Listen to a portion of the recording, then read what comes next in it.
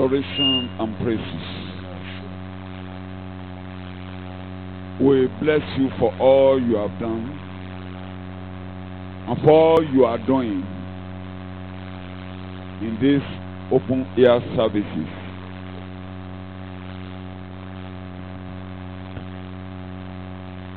Thank you for the good weather. Thank you for the Holy Spirit. Adúpẹ́ fún ojú ọjọ́ tí ó dára àti fún ẹ̀mí mímọ́. Thank you for your children that come regularly. Adúpẹ́ fún àwọn ọmọ yín tí ẹ̀ ń jẹ́ kó wá lóòrèkóòrè. Thank you for the listening ear.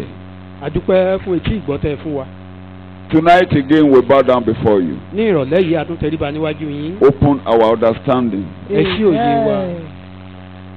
Open our understanding. Ẹ ṣí òye wa. Bless us abundantly. Ẹ bùkún fún wa lọ́pọ̀lọpọ̀. In Jesus' name we pray. Ní orúkọ Jésù ni a gbàdúrà.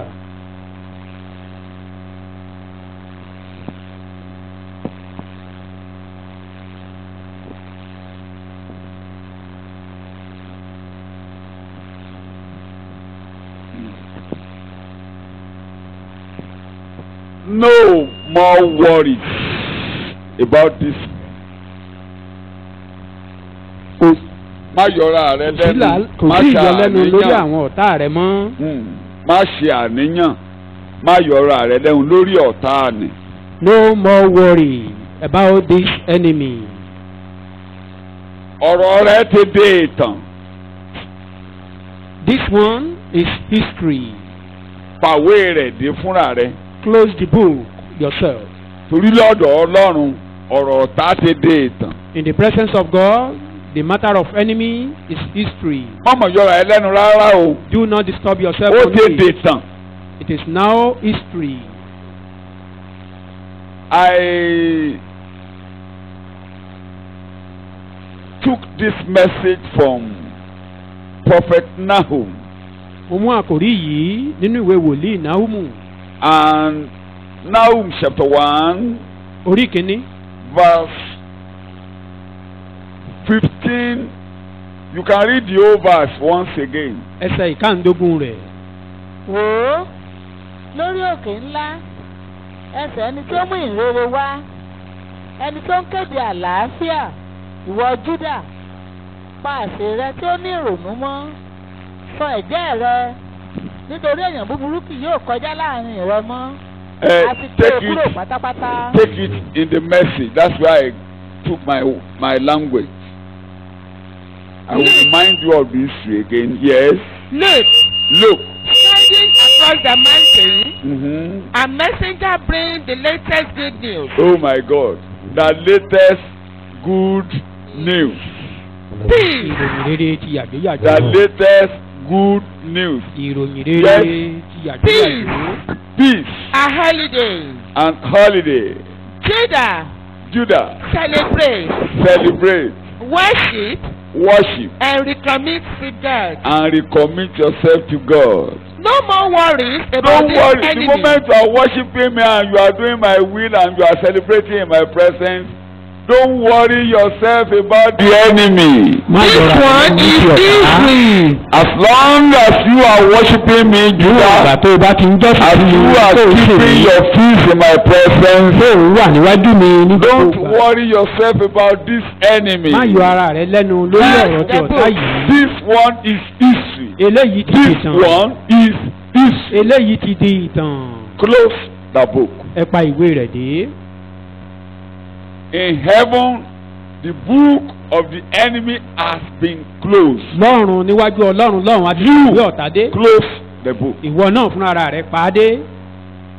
I said the Assyrians wanted to invade Judah. Mo ní àwọn ará Syria wọ́n fẹ́ gbógun lọ bá àwọn Judah.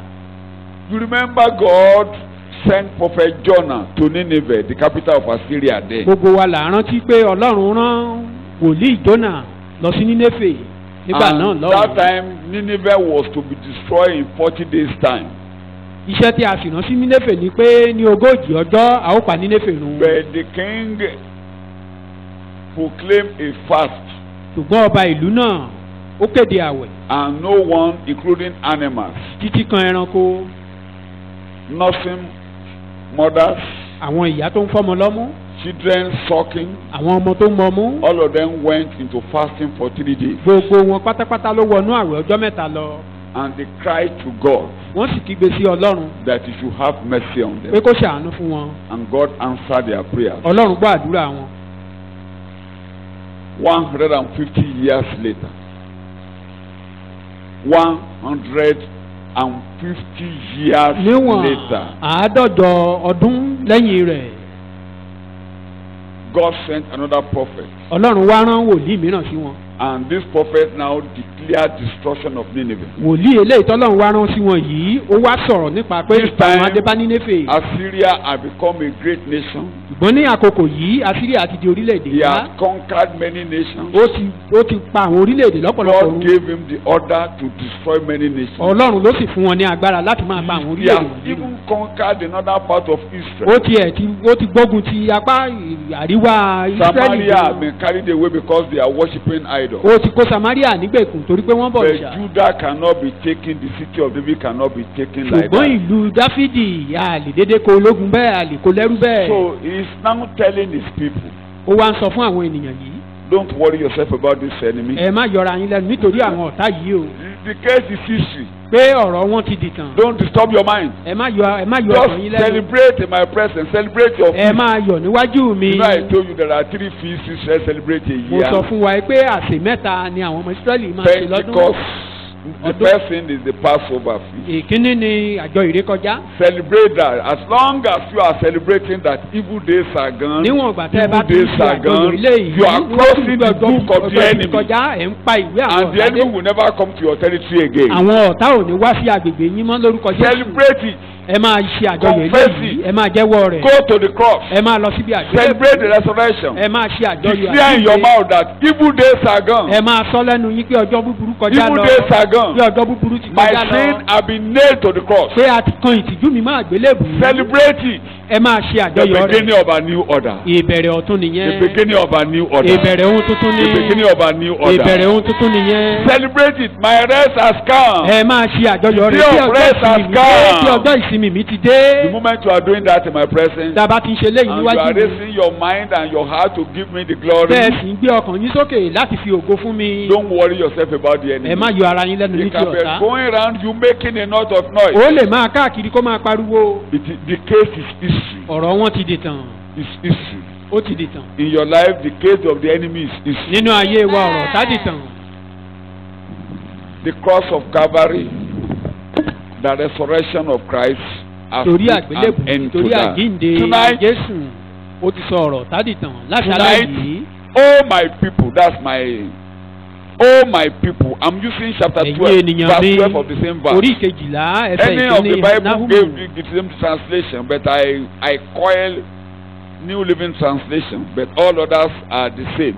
It's only I only like that. ẹsẹ̀ Oh my ìkejìlá people, ẹ̀yin ènìyàn I have afflicted you before. mo ti pọ́n yín lójú nígbà kan rí I won't afflict you again. mi ò ní mú ìfi ìpọ́njú bá yín lò mọ́ That's my title tonight. àkòrí ìtàṣálẹ̀ Oh my people, ẹ̀yin ènìyàn mi I have afflicted you before. mo ti pọ́n yín lójú I nígbà kan rí won't afflict you ṣùgbọ́n mi again. ò ní pọ́n yín lójú mọ́ Read it in your translation. báyìí ni Olúwa wí Yes. bí wọ́n tilẹ̀ pè Máa kà á lọ apá tí wọ́n sì kejì. pọ̀ ní bí wọ́n tilẹ̀ pé tí wọ́n sì pọ̀ ní iye ṣùgbọ́n báyìí ni a ó ké wọn lulẹ̀ nígbà tí wọn ó bá kọjá bí mo tilẹ̀ ti pọ́n ọ lójú èmi kì yóò pọ́n ọ lójú mọ́. Read Amplified Bible Translation. I like that. I want to bring an history there. It's giving me this history. Thus says the Lord. Yes. Though they be in full strength, and likewise many, There could be many. The Assyrian army could be many. Yes. even so shall the Assyrians be cut down. As many as they shall be cut bí ó ti lè down. wù kí àwọn ọmọ ogun Asíríà pọ̀ tó bẹ́ẹ̀ láṣẹ ké wọn lulẹ̀ You are reading. When their evil counselor shall pass away. Their evil counselor shall be cast Olùmọ̀ràn ibi away. You are wọn reading. a ó I'm going to palẹ̀ read. mọ́. I have afflicted you I have afflicted you. I will Mo not tilẹ̀ cause mo you to tilẹ̀ be pọ́n ọ lójú. afflicted for I your will- past sins anymore. I won't do that to you again. mi ò ní ṣe bẹ́ẹ̀ sí ọmọ. Let me give the key ẹ jẹ́ kí n fún wa ní to kọ́kọ́rọ́ tó wà níbẹ̀ interpretation of this verse. fún ìtumọ̀ ẹsẹ̀ yìí. God used the water flood to destroy the world in the days of Noah. ní ìgbà ayé Nóà Ọlọ́run fi ìkún omi pa ayé rẹ́. In Isaiah 55, Nínú ìwé 54, nínú ìwé àsáyà orí kẹrìnléláàádọ́ta verse 9 to 10, ẹsẹ̀ ìkẹsàn-án sí God kẹwàá was rẹ̀. declaring to Israel Ọlọ́run sọ fún àwọn ọmọ and Ísírẹ́lì declaring to believers in Christ àti that fún àwọn onígbàgbọ́ nínú the Jésù trouble coming is just like, don't worry yourself, Pé ẹ it's má like yọra the yín lẹ́nu. waters of Noah. pé bí omi I inú have àwọn already ìṣòro sworn wọ̀nyí that the waters of Noah will never overcome the world again. pé mo ti búra pé omi inú à kò ní bu Verse ayé mọ́lẹ̀ 9 mọ́. and 10. ẹsẹ̀ ìkẹsàn-án sí kẹwàá You are reading ìwé the Bible. àìsáyà orí nítorí bí kẹrìnléláàádọ́ta àrùn ti ga ju ayé lọ bẹ́ẹ̀ ni ọ̀nà mi ga ju ọ̀nà Rárá yín o, lọ. 54. àìsáyà To me. 54 Not 55, verse 9. 54. To me, Yes, this is like the days of Noah yes. when I swore I that swore. the waters of Noah would never again cover the earth. I swore that the waters of Noah will never again overcome the world.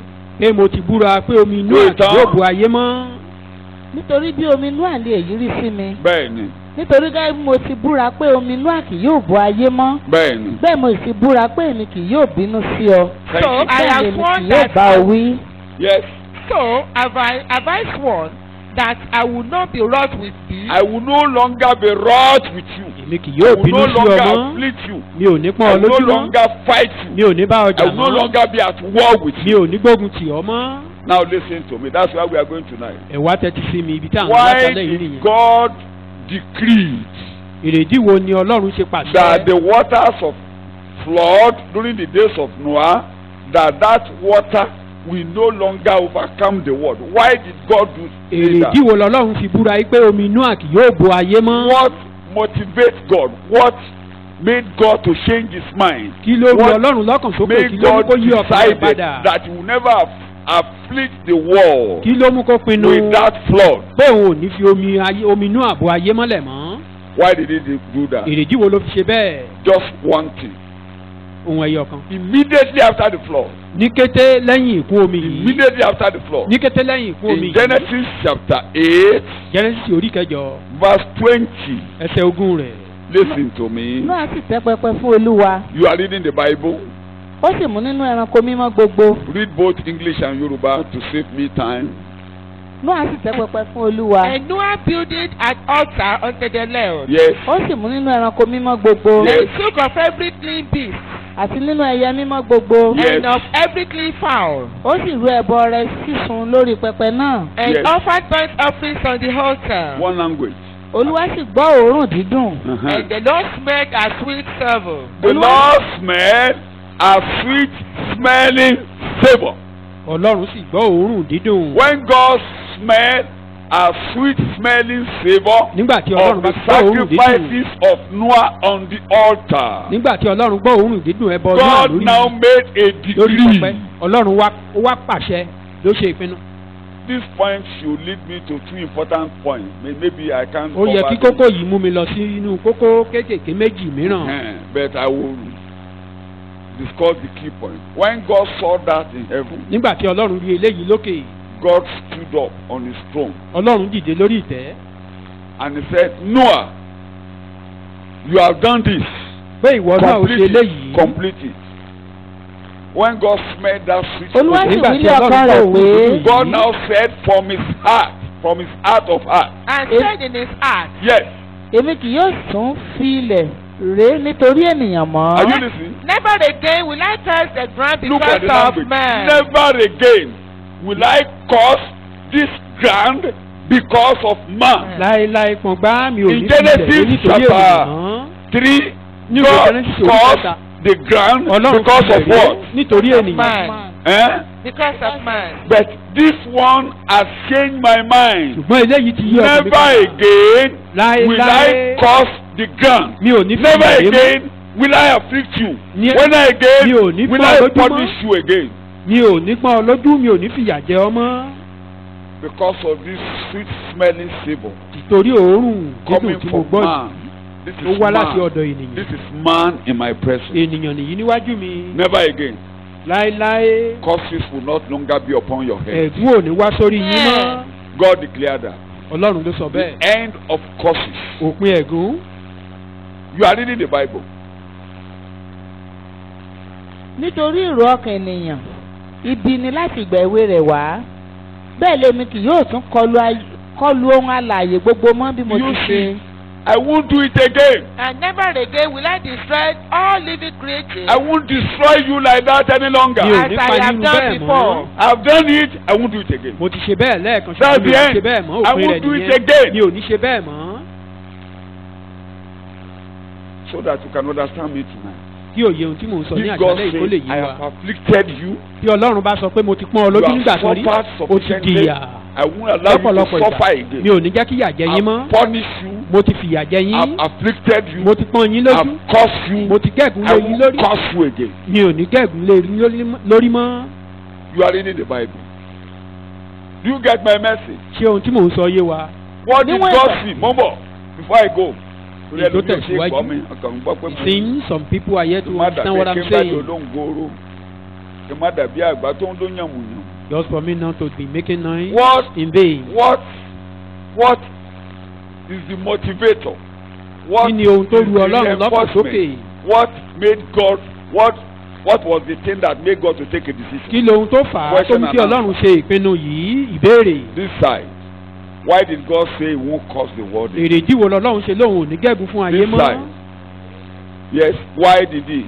Why did he? Èrèdí wo ló fi sọ bẹ́ẹ̀? Yes.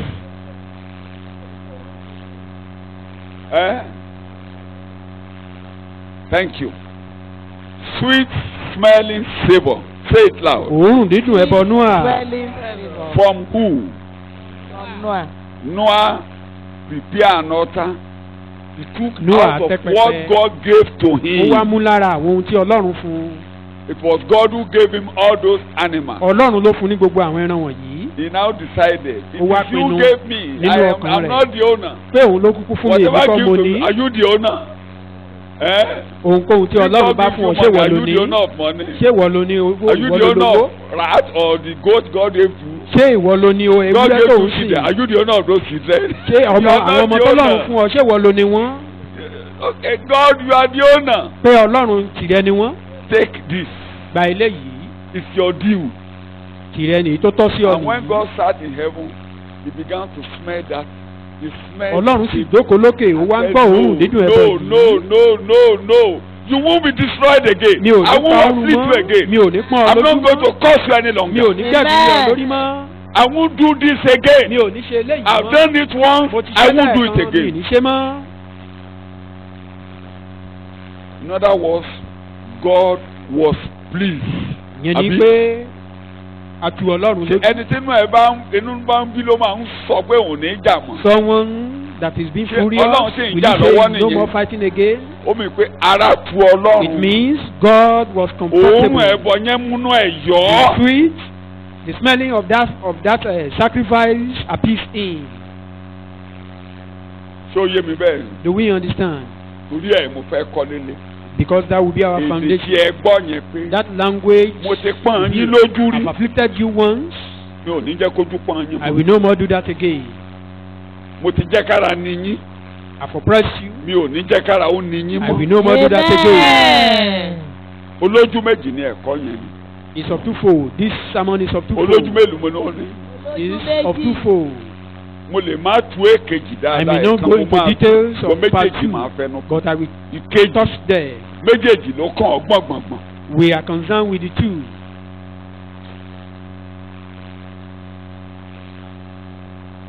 If you now read it, I won't go there. If you now read it to chapter 9, you will see God now Tàbá talking. kà á dé Noah, orí kẹsàn-án. I'm increasing your diet now. Ọlọ́run ní mo Before bùkún man oúnjẹ was- rẹ báyìí. During the days of Adam, Nígbà man ayé was to Ádámù. be eating leaf. Ewé làwọn ayé ìgbà náà ń jẹ. Leaf. Ewé. But now, Noah, Ṣùgbọ́n I'm nísinsìnyí, giving you all animals. mo ti wá fi gbogbo ẹran fún ìwọ Nóà. Begin to chop all animals. Máa jẹ ẹran gbogbo. Only don't take blood, though. Ṣùgbọ́n má Eat jẹ all ẹ̀jẹ̀. animals. máa All jẹ animals. gbogbo wọn pátá. gbogbo ohun alààyè tí ń rákò ní yóò máa ṣe oúnjẹ fún yín. Máa jẹ Continue eating them. jẹja Eat fish, tó bá rékè ní ń pa jẹ. even lion, Jẹ erin, jẹ elephant, ejò. snakes, Gbogbo wọn alààyè tó ń ṣe all kéne. living creatures. rákò Máa jẹ lọ. Èmi mo sọ bẹ́ẹ̀ máa jẹ. Commanded you to eat them. Ó ṣèǹjì dáyẹ̀tì ẹ̀. God changed Noah's diet. Bàbá dáadáa. Good God. Àbúrò láìkí bàbá Or yẹn. don't you love him? Inú lè máa bí ọtí bàbá yẹn dá Or o. you may be angry. Ó máa yí ìgbà rẹ padà o. Amen. Abẹ́ẹ̀ ni pé ìgbàanú àti yí padà Don't you bẹ́ẹ̀ ni. see that the Eo status yẹn change Status lójú wa of promotion. Noah. Your status will change also. Ọlọ́run á yí Amen. ìwọ náà padà Ó ti kúrò ní lórúkọ Jésù. jẹwéjẹwé. No more. I leave it out. God will change your status. Ọlọ́run á Amen. yí ipò rẹ padà. So, when you begin to read it, it got to a point. God now says, Noah, Noah, Ó tó What àkókò I kan said, Ọlọ́run wá ní ohun tí mo ti I sọ. mean it.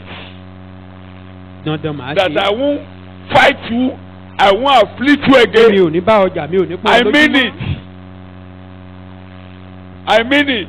Màá ṣe é. Come up. And he now put a rainbow in the sky.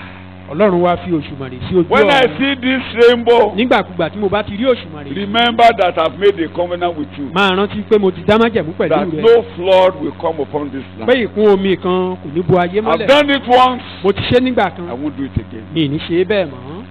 Look at the rainbow. Wo òṣùmàrè lójú ọ̀run. That's a sign.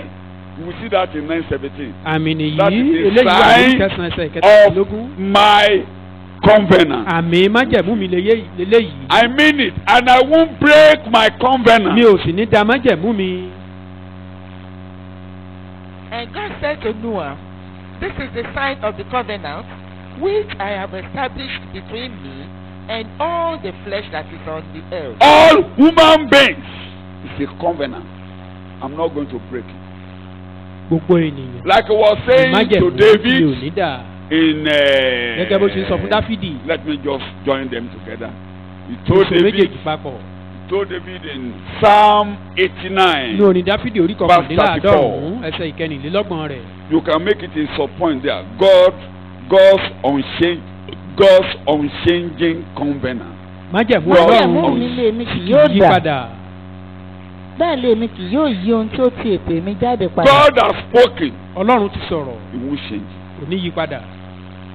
Ṣé ẹ ti gbọ́ pé omi ti bu ayé mọ́lẹ̀ láti gbà náà? Have you ever heard that the flood overflowed the world anymore since then? Ṣé ẹ máa ń ròṣùmọ̀rè lójú ọ̀run? Do you Ṣé ẹ máa normally ń see rí? rainbow in the sky? Àwọn èmi náà wà lára àwọn tó kàwé lọ bẹ̀ mo ka elementary ẹ̀ o. I read they can the tell you that- elementary of rainbow, Pé of how rainbow is being there formed. is elementary, they can tell you that there is total internal reflection that is making that rainbow to come up in the sky. Don't mind them o. Èdè tán lò fún nínú ìmọ̀ ìjìnlẹ̀ nìyẹn. Don't Wọ́n ẹ̀ má mind kà them wọ́n o. sí. má tó gbọ́ ti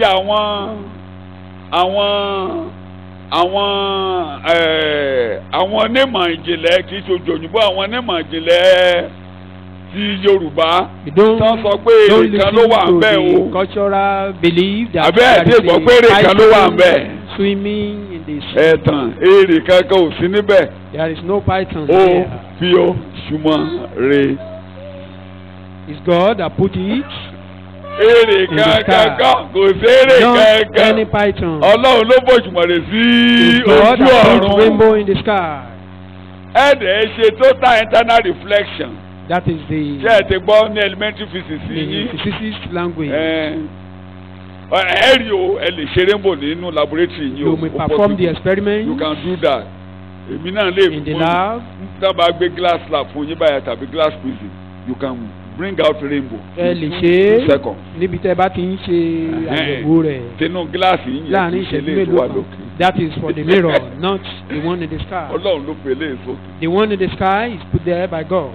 No, I will not break my covenant. I will not break my covenant. pé mi I ò will ní dá not take májẹ̀mú back mi. a single word I said. Whatever I said, I will change it. èyíkéyìí tí mo bá So ti sọ mi ò fọkàn ní rẹ yí balẹ̀. padà. Ìyà tó jẹ mí, ó dópin. the end of this Ṣé lórí suffering. ẹsẹ̀ rẹ? Right Ìyà away. yóò ní rìpíìtì ara ẹ̀ lórí This ayé mi mọ́. suffering will not repeat itself over my life. Ìyà yóò ní wálẹ̀ kejì This mọ́. suffering will not repeat itself again. Ọlọ́run ló wí bẹ́ẹ̀. Says by the Tóun Lord ti pọ́n mi lójú, òun ní that pọ́n mi he has lójú mọ́. afflicted me once and he will never do that again. Wàhálà yóò ní wálẹ̀ This kejì trouble mọ́ will o. never repeat itself Ìyà eléyìí again. ò ní wálẹ̀ kejì This mọ́ o. suffering will not repeat itself again.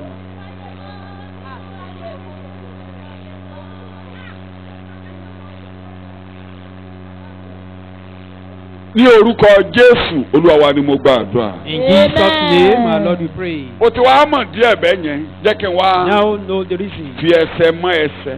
Let me join verses together. Ọ̀rọ̀ tó tẹnu Ọlọ́run jáde lẹ́rí yẹn. The word spoken by God. Éfésù Ephesians chapter 5 verse 2. orí karùn-ún ẹsẹ̀ ìkejì.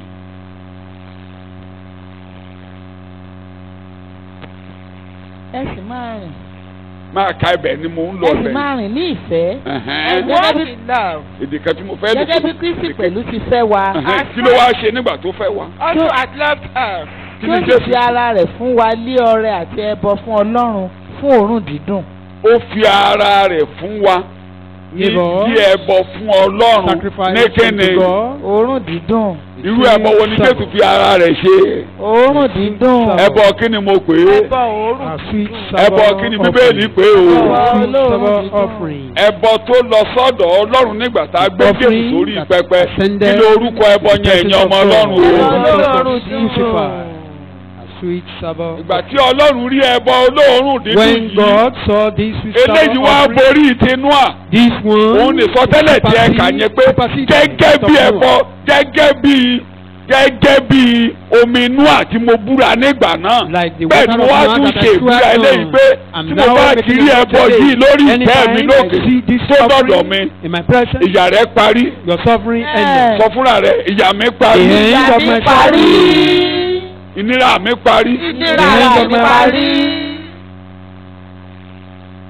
Wọ Ọlọ́run dìdú tó fi ara rẹ̀ rúlẹ̀ kan ṣoṣo. The only sacrifice offered by Jesus once. tó foundation pé ẹ rí i pé láti ìgbà yẹn Since then, omi ò borí ayé mọ́. no flood ever flooded the world. Òjò lè rọ̀, There could be rain. oríṣiríṣi lè dé. Many things may Omi ò happen, borí ayé mọ́. but the world hasn't been flooded since There then. could be crisis, there could be noise, there Wàhálà, could be waves ariwo, coming around you. ìjì, The ó lè moment yí wa ká. two things Ohun méjì ló wà níbẹ̀. underline it.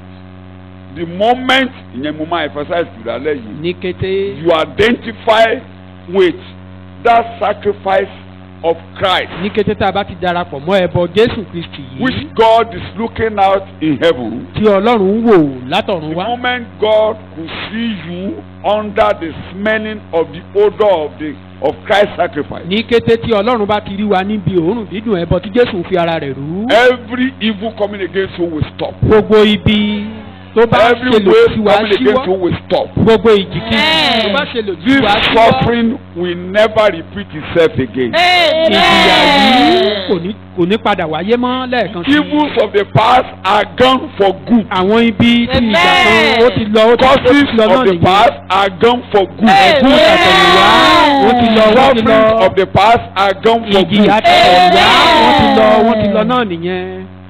Put it down. Jẹ́ kó wà láti Close sílẹ̀. the book. Ẹ pa ìwé náà That's my dé. title. It is now easy. Ó ti di ìtàn. You will now be testifying to it. Once upon a time I suffered. You won't suffer again. Ọ̀rọ̀ náà ti wá di ẹ̀rí pé nígbà kan rí mò ń jìyà ṣùgbọ́n mi ò jìyà mọ́. It is now easy. Ó ti di ìtàn. Amen.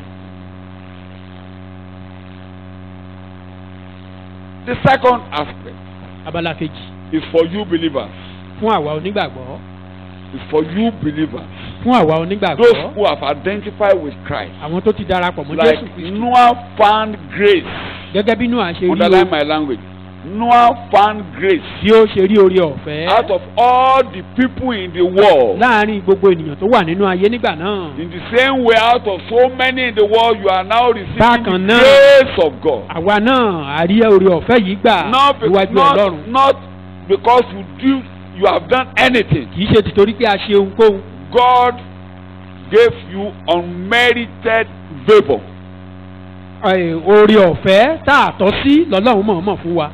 Not that you have done anything for kì í God. ṣe pé a ṣiṣẹ́ kan fún God Ọlọ́run. only decided to choose you Ọlọ́run kọ̀ mọ̀ọ́mọ̀ yàn wá out of all the people in the world. láàárín ọ̀pọ̀lọpọ̀ ènìyàn tó wà nínú ayé. And he now decided to change your status. Ó wá pinnu láti yí ipò wa padà. And he will begin to give you little things. Àwa máa fún wa ní àwọn nǹkan díẹ̀ That díẹ̀. little things God give to you, Nǹkan díẹ̀ tọ́lọ́run fún wa yìí. God is expecting, he wants to bless you. Ó fẹ́ The bùkún wa. moment you now bring a sweet smelling sacrifice unto God. Nígbà tá a bá ti wá mú ọrẹ díẹ̀ wá ọrẹ olóòórùn dídùn nínú èyí kékeré tó fún wa yìí. There is a church in the Bible. Ìjọ kan wà nínú Bíbélì. It was a vibrant church. Ó jẹ́ ìjọ tó When you read the ṣáná Bible, lọ́pọ̀lọpọ̀. there is no rebuke about that church. It's a church of joy. Ìjọ tó láyọ̀ ni. Rejoice, rejoice, Wọ́n máa ń throughout. yọ̀. Rejoice, Wọ́n máa ń throughout. yọ̀ ni. Rejoice throughout. Wọ́n máa ń yọ̀ ní gbogbo ìgbà. That is the only place in the Bible you will see that the people of that place brought a sweet smelling sacrifice unto God. Ibì kan tẹ́ ẹ ti rí nínú Bíbélì Philippians tí àwọn chapter ará 4. ìjọ yìí wọ́n mú ẹbọ olóòórùn dídùn wá fún Ọlọ́run. Philippians chapter 4, Ìwé Fílípì orí kẹrin verse 14-15. ẹsẹ̀ ìkẹrìnlá ṣùgbọ́n sí ẹ̀yin ṣe ń gidigidi karùndínlógún. ní ti pé ẹ̀yin ṣe alábàápín nínú ìpọ́njú mi. Read it in English. Notwithstanding, ye have done well, You Philippians have done well.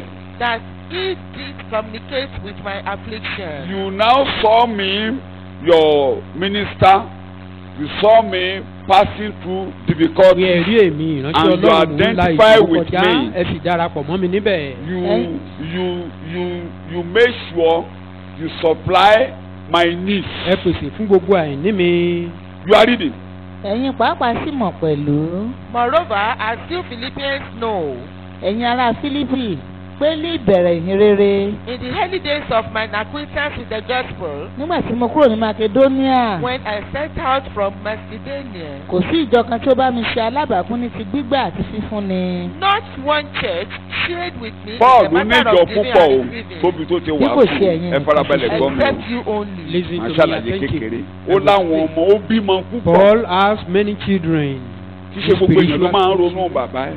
Not all children do remember Àwọn their òjíṣẹ́ children or Ọlọ́run their bàbá father. gan tó bá bí ọmọ kò lè bọ́ ọmọ kan jà pé kò ronú. Even Ó any lọ́mọ tó máa man ń mọ̀ giving back to ìgbóhùn ní a bàbá. child cannot be fighting the child Ẹ ṣe for not gbogbo ọmọ tó máa ń mọ̀ remembering him. fóun ní bàbá. Not all child do remember their parents. Ṣùgbọ́n àwọn ará Fílípì But this ó ní Philippians gbogbo ìjọ pátá say all churches, gbogbo ibi tí mo ti kéde ìrere pátá. all where Ó I preach the lẹ́yìn gospel, nìkan only you Philippians. lẹ́ni kí n gbà nígbà tí mo lẹ́ni kí n gbà tẹ́ ń ronú pé kí ni mo You ṣe máa think gbélé that ayé. how will I live Bí my ẹ̀yin life? nìkan. Only you.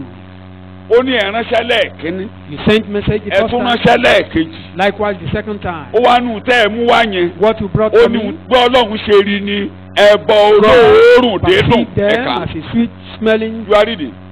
offering. Àjọ ń ka bẹ́ẹ̀lì. Verse 18. Oya oya ṣùgbọ́n mo ní oya. ohun gbogbo Rárá. Máa kà á lọ wàá débẹ̀. nítorí ní Tẹsalóníkà gidi ẹ̀yin ránṣẹ́ tó ránṣẹ́ fún àìní mi. Ẹ ránṣẹ́. Ẹ tún ránṣẹ́. Even when I was in Thessalonica, you sent me aid again Ṣé mọ̀ and pé again. bàbá Paul máa ń pàgọ́? You know, Ó máa ń rí Paul owó is a tent maker. tó máa ń ná fún àwọn ọmọ rẹ̀. Got money there. Tó ọ̀gọ̀rọ̀ àwọn ọmọ He ẹgbẹ́ ẹ̀ spent pé olówó ni. for many of the Tó wọn ò tent bọ́dà makers, bóyá ó jẹ àbí kò they jẹ. thought Wọn ò bọ́dà he's wọn ò rich. bọ́dà wọn ò ronú nípa Therefore, èyí. they don't even think about him. Ṣùgbọ́n ó ní ẹ̀yin ará Fílípì. He said, "You Philippians, Nínú tọ́lọ́run fi ta yín lọ́rẹ. what God gave you, Ẹ̀dẹ̀ tí wọ́ bọ̀. you Ẹ did ṣe your bí hands to Noah. it. You did like Ẹ Noah. ṣe bí Nóà. You did like Noah. Ẹ rántí Ọlọ́run nínú nǹkan Remember tọ́lọ́run fi ta God yín in what lọ́rẹ. God gave you. Ẹ̀dẹ̀ mú wá sórí pẹpẹ. You brought it on the Ọlọ́run rí altar. ẹbọ yín. God Ẹ̀ka saw Bíbélì. your offering. kì í ṣe nítorí tí èmi ń fẹ́ ẹ̀bùn náà. kí wọ́n ṣe ohun tí ẹ fi ta mí lọ́rẹ ló ṣe pàtàkì. What èmi you ń fẹ́ gave me èso is tí not yóò what máa di is púpọ̀ nítorí important, yín. bí ayé yín but your èso lifestyle. ìrere lẹ ń fi hàn yín pé ẹ̀wọ́ Ọlọ́run You fún are ayé living the fún fruit ayé of the yín pé gospel. ẹ gbé ayé yín sórí pẹpẹ nǹkan tẹ́ That fi you hàn. surrender your life for ṣùgbọ́n God. mo ní ohun gbogbo. mo ń bọ̀ ẹ jẹ́ kéèyàn yé yín o. Understand this. mo ti ń tẹnu mọ́ ẹ̀yin o I'm tẹ́ lórí emphasizing ọ̀fẹ́ gbà kì í those ṣe who have received the grace. ibi ò pọ̀ Ọlọ́run God is not, ibi ò dẹ̀ lè pa Hungry. òjíṣẹ́ Ọlọ́run. and the minister of God cannot be hungry. ṣùgbọ́n èso pé ọwọ́ Ọlọ́run ṣiṣẹ́ nínú ayé But the yín fruit that the hand of God is tí upon your Ọlọ́run á life, rí báyìí lókè and God will see it bó ṣe gbóòórùn ti Nóà as Ọlọ́run á rí òórùn nǹkan tẹ́ ẹ bá fi ilẹ̀ yẹn. the smelling a of wá that of bójú Noah, wolẹ̀ and Paul they will look sọ down níbí yìí ó unto you nítorí as pé well. Ọlọ́run rí Paul ó said lọ that Ọlọ́run mi because tó rán mi God níṣẹ́ sorry, my God has sent me. bí ẹ bá ṣe lọ nínú ìrìn àjò You are yín going in your yóò journey, pèsè fún àìní He yín will gbogbo provide for all your gẹ́gẹ́ bí needs ọ̀rọ̀ rẹ̀ nínú Kristi. according to His riches in Christ. ó ní kì í ṣe pé ẹ̀bùn yín kò ṣe pé bóyá Your òun ló ṣe gift mí lára is ṣùgbọ́n not èso ẹ̀ ló ṣe that pàtàkì. important, but the fruit Ó wá is ní, what ẹ ṣeun is what matters. ẹ tún ṣeun. Thank you. Thank you again. ẹ̀ka. ṣùgbọ́n mo ní ohun gbogbo mo sì di púpọ̀. mo sì kún nígbà tí mo ti gba nǹkan wọ̀nyí tí a ti rán láti ọ̀dọ̀ yín wá lọ́wọ́ Epafroditù. nǹkan tẹ́ ẹ fi ránṣẹ́. Those things that you sent Ó yá to me. máa ọrẹ kà. olóòórùn dídùn. kí ló porúkọ rẹ̀? ọrẹ olóòórùn dídùn. ẹbọ Kí ló porúkọ ìtẹ́wọ́gbà. rẹ̀? ọrẹ olóòórùn dídùn. ọrẹ tó bá ti tinú ọkàn ẹ wá tó ronú gbọ́ mi o Came right from tó your ronú mind. pé You think that kí ni àwọn òjíṣẹ́ Ọlọ́run yìí ṣe ń jẹun how do these ministers Kí náà of ṣe ń God gbélé live? ayé? How do they live their life? kí náà ṣe ń rìnrìn àjò wọn láyé How are they making their tó journey in bá ti rò life? tó bá ti gbà You kì í ṣe think gbogbo about èèyàn it. lóru àwọn kan ń rò ó Some people But don't tó bá think ti about ń rò ó, it, but when you think Ọlọ́run á about wù it, ọ́ bó ṣe wọnú à God will look down at you as you look mo down lọ́lọ́run á at ṣe you. fún ọ mo ní mo yà síbẹ̀ I said, Ẹ I lọ only máa kà á. digress. tó o bá fẹ́ gbádùn ayé You want to enjoy this life? kò sí ìlànà míì tọrọ ajé ẹ̀ no fi lè yí padà other principle bí onírere that your kò life sí ìlànà can míì. change as a gospeler. èmi ìyàwó mi ń ka bẹ́ẹ̀lì láàárọ̀ yìí nínú ilé I and my wife we were ibi reading tá à ń kà lọ́wọ́ ní the ṣe àwọn Bible àpòstélì là ń kà lọ́wọ́ the Act of àwọn Apostles. adórí kẹwàá We got to chapter 10. mo rántí ní bí a ṣe ń ṣẹ̀kọ́ yìí torí a ti fi ṣẹ̀kọ́ lé láàárọ̀ Preaching. I remember Ọlọ́run náà tún dó lórí ìtẹ́ God ó ní sat on the Kọ̀nẹ́líù throne. Said Cornelius, ọrẹ rẹ your offering tó ń ṣe ìtọrẹ fún ènìyàn give. mo to people. gbóòórùn rẹ̀ I perceive the smelling. mo gbóòórùn I rẹ̀ lórí perceive ìtẹ́ mi it lókè right from my throne here. kèfèrí ni o Though a mo rí bó Gentile. ṣe ń nawọ́ láàrin àwọn Júù tó ń nawọ́ I sí èèyàn gbogbo see láti your fà wọ́n lọ́wọ́ kindness sókè to the people. mo gbóòórùn I rẹ̀ perceive nítorí náà mo fẹ́ smelling. di ọ lálejò Therefore, I will dìde visit kò you. ránṣẹ́ Send sí message. ó wá ṣàlàyé lẹ́kùnrẹ́rẹ́ ibi tó ń God lọ explain in detail lọ́nà tí where òfin ní ṣìnà sent him. ránṣẹ́ lọ bá ọkùnrin kan Go Oúnjẹ send a Simeoni. message to a man. Pétérù Bear ó Simon dé Peter. sílé ọkùnrin kan Símónì aláwọ̀ He is with a man. ilé rẹ̀ wà létí Simon, òkun etí living Mediterranean Sea by ló the wà sea. I saw the house when I was in Israel Mo rí very ilé náà close nígbà tí mo rìnrìn àjò lọ very sí. close to Mediterranean Sea Ó súnmọ́ etí òkun Ilé ibi tí- tó ń dárúkọ yìí. ilé ibẹ̀ yẹn ló ń gbé ibẹ̀ ni wọ́n ti ránṣẹ́ sí That was ó dé máa yẹn where lálejò ẹni yẹn onígbàgbọ́ ni ó gbà Peter sílé náà ni ilé yẹn ló wà tí wọ́n ránṣẹ́ sí pé visited them. ìkan lára àwọn ọmọ ọjọ́ He ó was ṣàìsàn ó there kú dọ́kà when they sent message to him that Dorcas died. ibẹ̀ ló ti dìde tó wá He rose up from Ó there bá Dorcas and went nílẹ̀. to Dorcas. dọ́kà sì wà lórí ilẹ̀ wa Dorcas was laying, àwọn ọmọ was ọjọ́ laid down, bẹ́ẹ̀ náà dé and the members of the aṣọ tó rán church, sí mi lọ́rùn rè this is the garment she gbogbo wọn bú provided for sẹ́kún me, and aṣọ they tó rán started sí mi rè weeping. wọ́n bú sẹ́kún They were weeping. Pétérù ní bàbá Peter said, Lord, ọmọ rẹ tó dùbúlẹ̀ tó ń this, lọ lọ́dọ̀ rẹ yìí your daughter that ìjọ is coming to ní you, ohun tó ń ṣe fún wọn the church Ọlọ́run náà said, tún rí ẹbọ what olóòórùn. is doing for them, and God saw Kí ló Ọlọ́run rí? the smelling ẹbọ savour. olóòórùn dídùn. ó ní Dorcas ìjọ ní ìdí rẹ o And God said, Dorcas, padà o Peter said, The church needs Ǹjẹ́ you. Ọlọ́run lè sọ pé Come ṣé back. ìjọ lè ní wọ́n ní ìdí ẹ̀? Can church say Ṣé they tó need bá you? kú kínú ìjọ dùn pé If ọkàn you ti lọ́nà die, should the church be rejoicing that wọn náà rò it serves him well? Adúpẹ́ lọ́wọ́ Ọlọ́run kẹ́ẹ̀kan lọ We thank God. It serves him well. àlàáfíà máa bá The peace will èyí reign. tó dàbí irú tó Enough of his confusion. kẹ́ẹ̀kan ti á lọ. Let him go. Ǹjẹ́ ìjọ lè mọ̀ pé ò sí lé? Can church know if you are not around? Mo yàbàrà ni o mo gbọ́dọ̀ A fọ́ digression. torí I bó ti must bá mi say lálẹ́ this. ní ibi tí mò ń lọ mà ibi tí mò ń lọ ibi tí kókó àkọ́kọ́ ni mo máa parí ẹ̀kọ́ alẹ́ yìí. Ọlọ́run ti rí ẹbọ Ọlọ́run dédé. God saw Dorcas a sweet Father. smelling offering there. ní Pétérù tún ní And ẹgbà Peter Dorcas said, yín o take your gbẹ̀dọ̀ tó daughter. padà sílé aláwọ̀ And rẹ̀. he returned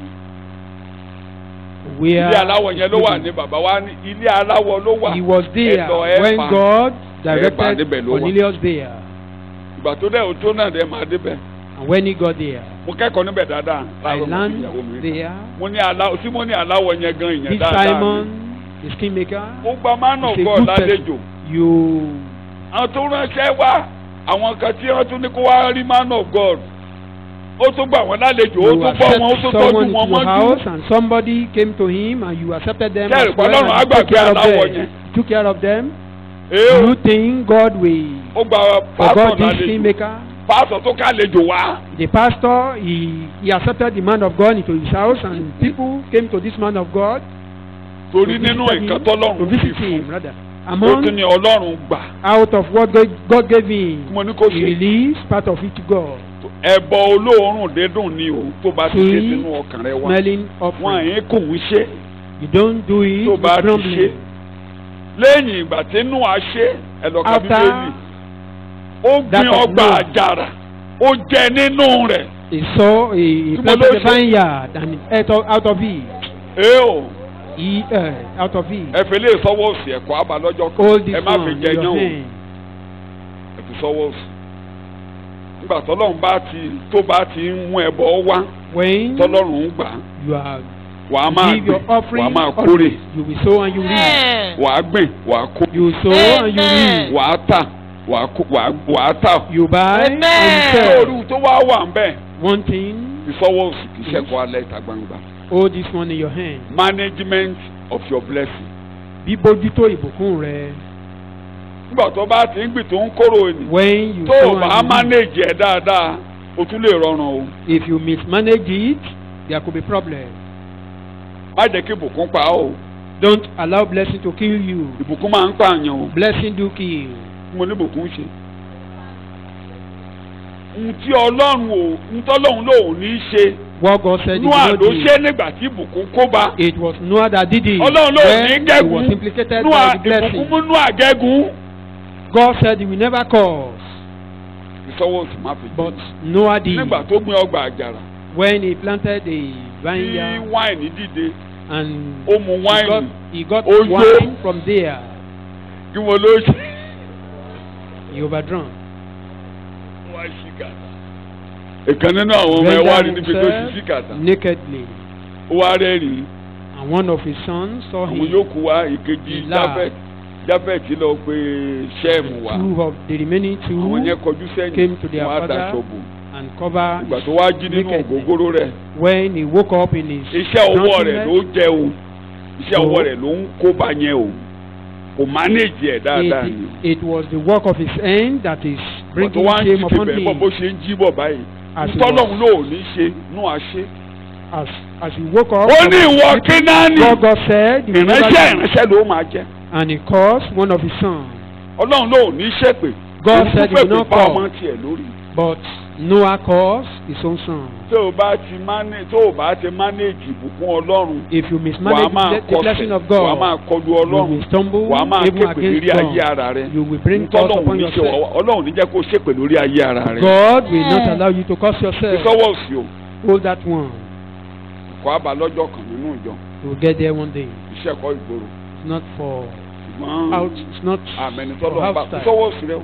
But we don't Wàá know manage. whom God is màá wá kọ́ ọ talking to lọ́jọ́ there. yẹn fún ṣe manage. Then I will teach you that day how Máa to manage manage it. things. ṣe na tó máa ń dá padà fún ní nǹkan. You return it to the bó ṣe owner. níjọ́sí yẹn ṣe ló yẹ kó tó padà wàá fọ́ lọ́hùn. What he Kò ní did that kọsẹ̀. time, he's supposed to return it lórúkọ to Jésù God. ẹ̀ ní kọsẹ̀. But he stumbled. May you not stumble in tó bá wàá ti Jesus' fún name. tó gbà nǹkan tó ń gbà á tó wàá Gave tó it máa to ní you, sí ní. you give it to him ẹ tó gbà. back. Daddy, It mo will tún be mu dé o. multiplying. Daddy, mo tún mu dé o. Father, Daddy, mo tún mu dé o. I brought it Nǹkan tí again. Dáfídì ṣe táyé ẹ fi dáa ni. That was what David did, Ó sùn sórí and it was bẹ́ẹ̀dì. well Ah! within. Èmi mo kọ́lé tó dàbí eléyìí. He was sleeping on his Àpótí ẹ̀ ló bed. wá wà I nínú built aṣọ. this No! beautiful house, Mi ò ní and the gbà. ark of God is in the tent, is in the curtain. Ọlọ́run wa ohun tí Ọlọ́run fi dá májẹ̀mú lé lórí rẹ̀. That was why Májẹ̀mú God yẹn là ń made kà. covenant with him. Pé David, David, onírònú yìí, you can have this thought in you. mi ò gbénú lérì. I've never dwelled in a house Ṣùgbọ́n ó before. ronú bẹ́ẹ̀ pé mo tún ayé ẹ You ṣe. think of Ó me dẹ̀ fi that kó I yẹ kó organize kó mi your lé life, kó yẹ mi and you sí. think you Mo should dá honor májẹ̀mú me. pẹ̀lú ìdílé I rẹ̀. made a Ìdílé covenant rẹ̀ ò with ní your wọlé family. láéláé. Your family will never crawl or suffer. Oòrùn rèé. This is sun. Níwọ̀n ìgbà tí oòrùn bá ń yọ, As long as sun rises, irú ọmọ rẹ̀ á máa ṣe àkóso. your seed will be ruling. Ẹni tó bá ti ní kí tiẹ̀ má dáa láyé, Anyone á ní kó oòrùn má that is yọ. against you, then Ẹni it bá ti means ní you kí will not tiẹ̀ má allow dáa sun to láyé, rise. á ní kó òṣùpá má yọ. It will Tẹ́nì kò bá ti lè hinder dá oòrùn àti from òṣùpá coming dúró. up. If anyone Ire mi ìbùkún mi lórí ayé rẹ̀, ẹnìkan kò lè sun dá and move dúró. from coming up, then it will disturb your blessing. Fún ẹni tó bá ti Otherwise, mọ̀ọ́re, no way. tó mọ̀ọ́re, For those who appreciate God, Jésù ṣe. Mo mọ when you rẹ̀ appreciate the Jésù goodness of ṣe. God, Mo mọ rẹ̀ Jésù ṣe lórí mi o. Mo mọ rẹ̀ Jésù ṣe. Mo mọ rẹ̀ Jésù ṣe. Mo mọ rẹ̀ Jésù ṣe lórí mi o. Mo mọ rẹ̀. Bẹ́ẹ̀ láwọn ọmọ tó bá sọ pé ẹ mú wá ní gbogbo ìgbà. Kí là á rí jẹ, kí là á tún ṣe ní children gbogbo that ìgbà. is Lówó wá. asking all the time. Ìfọwọ́ oṣù máa fi jẹ. Hold that one in your left hand. Mo ní ìdí tí ara òfin ní ní ọ́. The reason Mi ò you will gbúdọ̀ not be láṣàlàyé afflicted. sọ yín. I Torí must fún say ẹ̀yin that. ọmọ Ọlọ́run tó bá ti fẹ́ jìyà nínú ayé lẹ́yìn ìgbà tó Don't bá want rí to suffer. ntọ́lọ́n this bá fún world. jẹ́ kọ́lọ́n máa rí ẹbọ lójoojúmọ́ lọ́dọ̀ Let rẹ̀. God see Ṣùgbọ́n your ẹbọ kan offering ṣoṣo ló daily. yanjú ìyà. But only one suffering settles sufferness. Only one sacrifice put an end to affliction. Ẹbọ kan ṣoṣo ló yanjú ìyà bí ìpọ́njú. It is the end of all causes. Òpin gbogbo ẹ̀gún. It is the end of the wrath of God upon man. Òpin ìbínú Ọlọ́run lórí ènìyàn. If you don't want God to be at variance with you, Tá a bá fẹ́ kí Ọlọ́run bínú sí wa. if you don't want God to be at wrath with you, A fẹ́ ìbínú Ọlọ́run lórí ayé wa. run to that sacrifice. Ká wá sí ibi ẹbọ kan yìí. If you want to appreciate God, Bí a fẹ́ mọ rírì and let your status be Ọlọ́run. changing daily, kí ipò wa sì máa yí out of padà what God has lójoojúmọ́. given to Nínú you, ohun tí Ọlọ́run bá fún wa, come and give back to ká God. tún fún padà. It will be well with you. Á dára fún wa. It will be well with you. Á dára fún wa o. Amen. So, let me now. When the sacrifice of Christ got to the presence of God, Nígbà tí ẹbọ Jésù dé iwájú Ọlọ́run, I want to announce the hidden things reserved for you àwọn nǹkan tí under Ọlọ́run fi the pamọ́ fún wa covenant of Christ. lábẹ́ májẹ̀mú tọ́lọ́run bá Jésù dá. The Bible declares in Isaiah chapter 42, Nínú ìwé Àìsáyà orí kejìlélógójì verse 6, ẹsẹ̀ ìkẹfà rẹ̀. just like God made a covenant with Noah, Bí Ọlọ́run ṣe bá Nóà dá májẹ̀mú, God now made a covenant, used Christ as a covenant for us. Ọlọ́run náà wá lo Jésù gẹ́gẹ́ bí májẹ̀mú fún wa. Just as He put the rainbow on the sky. Gẹ́gẹ́ bó ṣe fi òṣùmàrè sí ojú ọ̀run. Now Christ is now God's covenant for you. Jésù ni 42 májẹ̀mú verses. Ọlọ́run fún wa. Ìwé Àìsáyà orí kejìlélógójì ẹsẹ̀ ìkẹfà. You are Èmi reading? Olúwa ni ó ti pè ọ́ nínú òdodo. Yes. I, the Lord, have called you in righteousness. Èmi ó sì di ọwọ́ rẹ mú. I will hold your hand. Èmi ó sì pa ọ́ mọ́. I will keep you. Èmi ó sì fi ọ́ ṣe májẹ̀mú àwọn ènìyàn. I will make you the covenant of the people. Ìmọ́lẹ̀ àwọn kèfèrí. As The a light covenant to the of the Gentiles. people. májẹ̀mú àwọn and the ènìyàn light to the Gentiles. ìmọ́lẹ̀ fún àwọn kèfèrí. So Christ is God's covenant for us. Jésù ni májẹ̀mú Ọlọ́run fún wa. And he confirmed this Ó fìdí eléyìí múlẹ̀ when he was about to die. nígbà tó fẹ́ kú. In Matthew chapter 26, Ní ìwé Mátí orí it's kẹrìndínlọ́gbọ̀n. good we read the Bible a little bit. Verse 27, Mátí orí kẹrìndínlọ́gbọ̀n Verse ẹsẹ̀ 28. ìkẹtàdínlọ́gbọ̀n sí ìkejìdínlọ́gbọ̀n. Matthew 26, Ìwé Mátí orí kẹrìndínlọ́gbọ̀n verse 27, ẹsẹ̀ 28. ìkẹtàdínlọ́gbọ̀n sí Are you reading the ìkejìdínlọ́gbọ̀n. Bible? ó sì mú aago Then he Jesus took the took cup. the cup ó dúpẹ́ and he gave thanks ó sì fi fún wọn and he gave it to all his disciples. ó wí pé And he said, gbogbo yín ẹ mu nínú rẹ̀ all of you drink out of this cup. nítorí èyí ni ẹ̀jẹ̀ mi This ti is májẹ̀mú my tuntun blood ti májẹ̀mú and the tuntun covenant between me and you and God your maker. Èyí tí a yìí ta ni sílẹ̀ fún ọ̀pọ̀ ènìyàn fún And ìmúkúrò this ẹ̀ṣẹ̀ blood is for people, for every human being.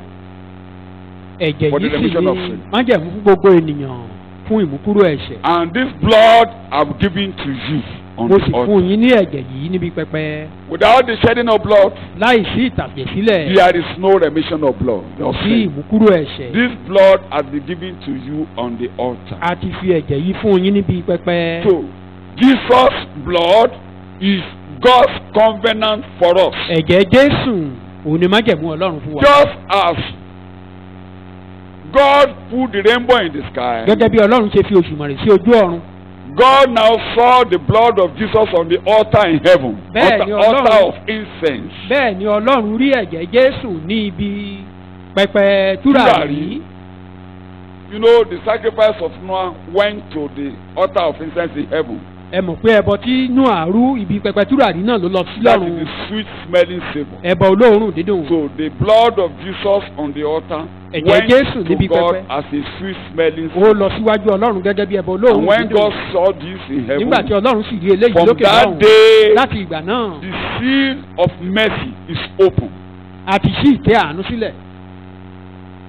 So the meaning of mercy, Ìdí ìtumọ̀ àánú you are worthy to be killed, pé ẹni yẹ fún ikú but you won't be killed. ṣùgbọ́n ànípa. You should suffer, Ó yẹ kó jìyà but you won't suffer it. ṣùgbọ́n kò ní jìyà. You should be afflicted, Ó yẹ ká pọ́n irú ẹni bẹ́ẹ̀ but I lójú won't afflict you. ṣùgbọ́n kò sí ìpọ́njú mọ́. You should be cut off, Ó yẹ ká pa irú ẹni I bẹ́ẹ̀ won't cut you off. ṣùgbọ́n ànípa. You should be cursed, Ó yẹ ká gẹ̀gùn lé but lórí I won't curse you. ṣùgbọ́n àní gẹ̀gùn lé. That's mercy. Àánú nìyí. So when the blood of Jesus got to that altar, Nígbà tí ẹ̀jẹ̀ Jésù débi pẹpẹ tí à ń sọ̀rọ̀ rẹ̀ in yìí. Hebrews chapter Nínú 9, ìwé Hébérù orí kẹsàn-án verse 3, 4, 5, ẹsẹ̀ ìkẹta sí karùn-ún. the place of mercy leave the tabernacle of the world.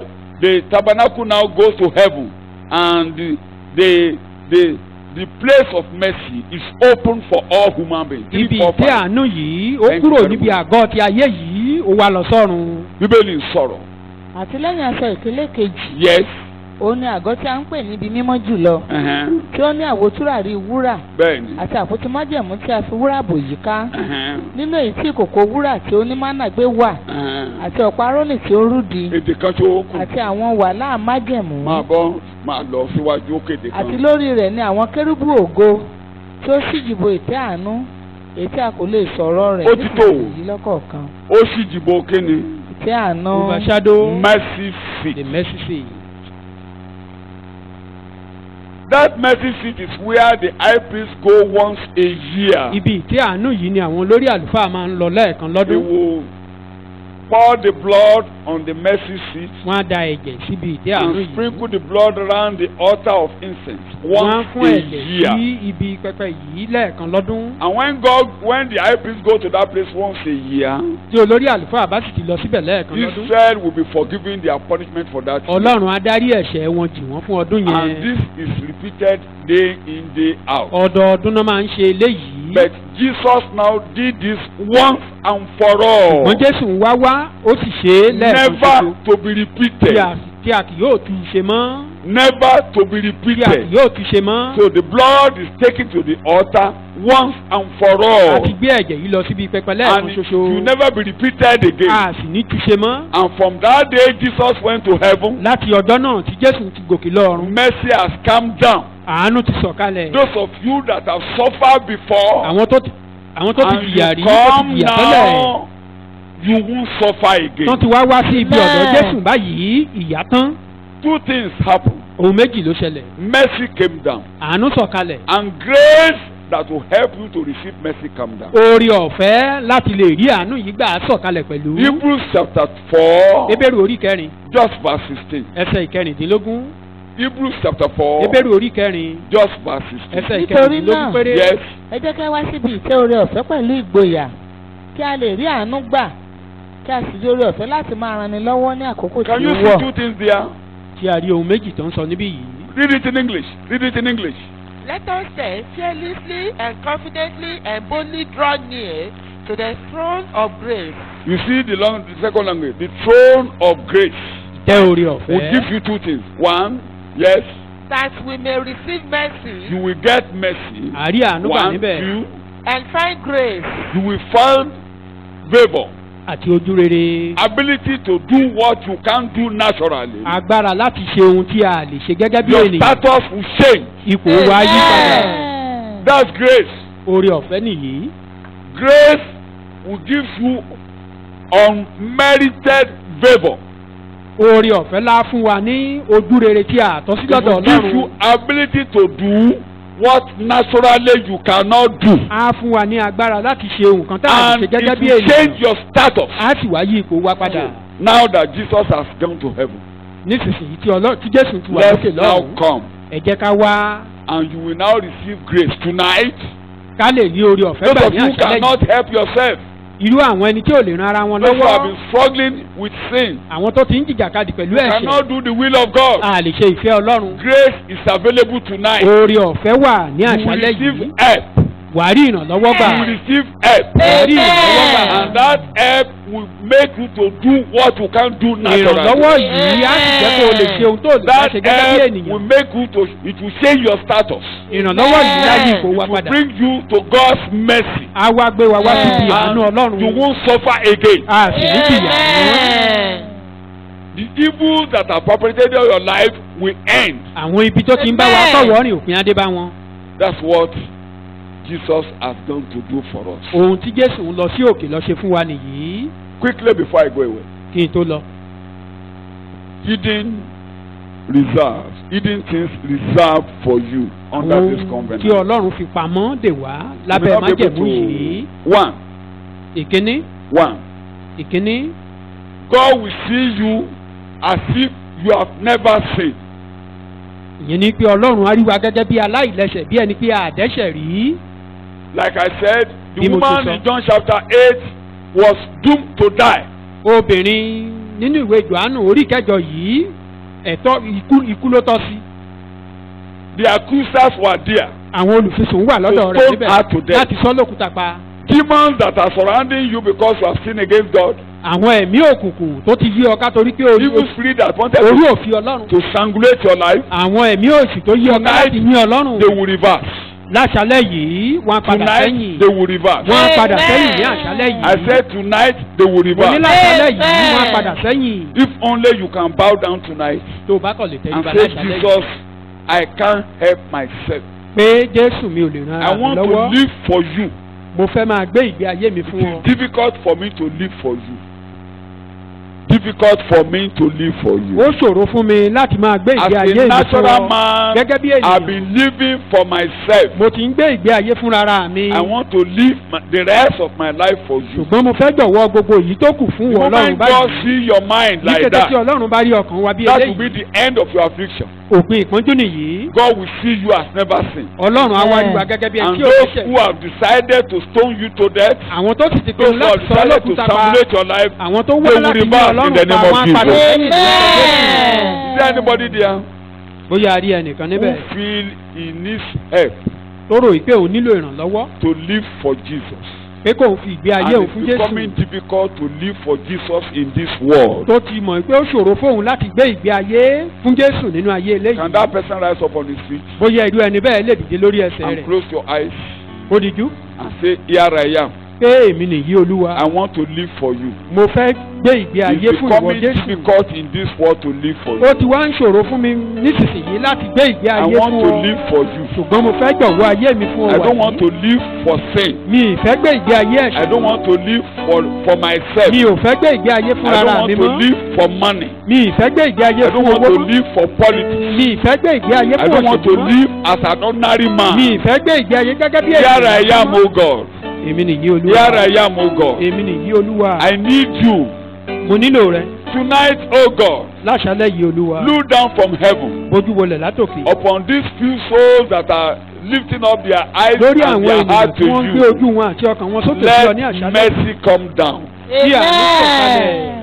In the name of Jesus, Ní orúkọ let mercy Jésù. come down. Ọlọ́run sọ̀kalẹ̀. Ability to do your will, let it Okun láti abide ṣe with ìfẹ́ them. rẹ̀. Tonight, change their status. In the name of Jesus, Ṣé change their orúkọ status. Jésù.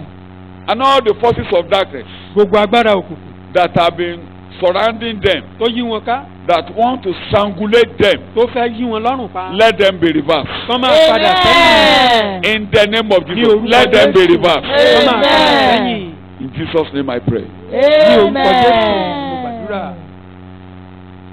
So tonight, Láṣálẹ́ yìí, let me read the Bible a little. ẹ jẹ́ kí Don't n ka be too much Bíbélì. in a hurry. Ìmá kan Romans chapter 3, ìwé Róòmù orí kẹta, verse 24 and 25. ẹsẹ̀ ìkẹrìnlélógún sí ìkarùndínlọ́gbọ̀n. Romans chapter 3. Róòmù orí kẹta. I want to bring the language down. Àwọn ẹni tí à ń dá láre lọ́fẹ̀ẹ́ nípa oore ọ̀fẹ́ rẹ̀ nípa àdáǹdè tí ó wà nínú Kristi Jésù ẹni tí Ọlọ́run ti gbé kalẹ̀ láti jẹ́ ètùtù nípa ìgbàgbọ́ nínú ẹ̀jẹ̀ rẹ̀ láti fi òdodo rẹ̀ hàn nítorí ìdáríjì àwọn ẹ̀ṣẹ̀ tí ó ti kọjá nínú ìpamọ́ra Ibi tí Ọlọ́run. mo fẹ́ lò nìyẹn. Bá mi sọ ní English. The sins that you have been committing that God has been enduring. Àwọn ẹ̀ṣẹ̀ tí a ti ń dá tọ́lọ́run pa á mọ́ra. All are justified Yes. and made upright and in right standing with God, Wàá ní dúró pẹ̀lú Ọlọ́run. freely and graciously by His grace, through the redemption which is provided in Christ Jesus, Máa kà á. whom God put forward before the eyes Jésù of ni a all gbé kalẹ̀. as a mercy seat and propitiation Tó o ti gbọ́ by bẹ́ẹ̀ yẹn. His blood. A gbé kalẹ̀ lórí ìtí àánú. A gbé ẹ̀jẹ̀ rẹ̀ síbi ìtí àánú. The cleansing and life-giving Láti sacrifice. ṣe ètùtù kó fún yín ní ìyè. To make Through appropriation. Wọ́n bọ̀ kó ṣe ètùtù kó fún yín ní ìyè. To give us life. Kí Ọlọ́run lè gbójú kúrò lára gbogbo ẹ̀ṣẹ̀ tí ẹ ti ń dá tó ń bí Ọlọ́run That nínú. God Tọ́lọ́run will fi look away rọ́jú from all our bí ẹ̀kẹ́ ti sins. kúkú ọ̀run. That God had been enduring. You are that reading. we ought to have died. You are reading. Ó yá Bíbélì yẹn mò ń gbọ́ bẹ́ẹ̀ ni. The cleansing and life-giving sacrifice of atonement and reconciliation to be received through faith. This was to show God's righteousness, because in His divine forbearance He had passed over and He blotted former sins without Ebéde punishment. yẹn o. Ibi àárẹ̀ yín kọjá o. Evil will Amen. pass over you. Ọlọ́run gbójú fò dá. God overlooked them. Édà ò ní wọnú ilé yìí. God Amen. never say, come into your house. Bí àṣeré Ísírẹ́lì kọjá. As Israelites were passed over, Bẹ́ẹ̀ ni ìbínú Ọlọ́run àárẹ̀ yín kọjá. so also the wrath of God will pass over you. Ìgbàgbọ́ la fi ń dì mẹ́jẹ̀ yẹn. We cleave to that blood with faith. Ṣé bá ti wá sọ́dọ̀ Jésù We Olùgbàlà? want to come to Christ Jesus. Pé mi ò lè dára mi That ràn I lọ́wọ́. cannot help myself. Ọlọ́run á wá bójú wọlé God wórí will now ìtì look àánú. down from Pé the ọmọdé yìí ó sinmi lé ẹ̀jẹ̀ mi pẹ̀lú ìgbàgbọ́. mercy seat Ibi that tó yẹ will kó bá trust ayé in my kò ní wọnú blood ilé tọ̀ faith. wá. Evil that will come upon the world will not Etí come ló to máa you. fi gbọ́ pé ìbí ń jà You àánú will only ayé. be hearing the evil news. Amen. Àánú Ọlọ́run á jẹ́ kí ibire yín kọjá. The mercy of God Ìdájọ́ Ọlọ́run á rẹ̀ yín kọjá. will pass over you. you. The ìyẹn ló fi judgment sọ of God pé will pass over ẹnikẹ́ni tó you. bá gbọ́ ọ̀rọ̀ mi The Bible says, tó bá gba ẹni tó whoever rán mi listens to gbọ́ my word and oore believes me, ikú kọjá ó bọ́ cross over from there. sí òun Hola. sì yóò wá sékèné mọ́ òun ní Ìdájọ́. ìdájọ́. òṣèré ni ibi ara èyí kọjá Evil will pass over you. ìdààmú ara èyí kọjá God will pass over you. ẹ ní jìyà lẹ́ẹ̀kejì You will no more suffer the ibi second yóò ní time. yálé yín mọ́. Evil will not come to your house.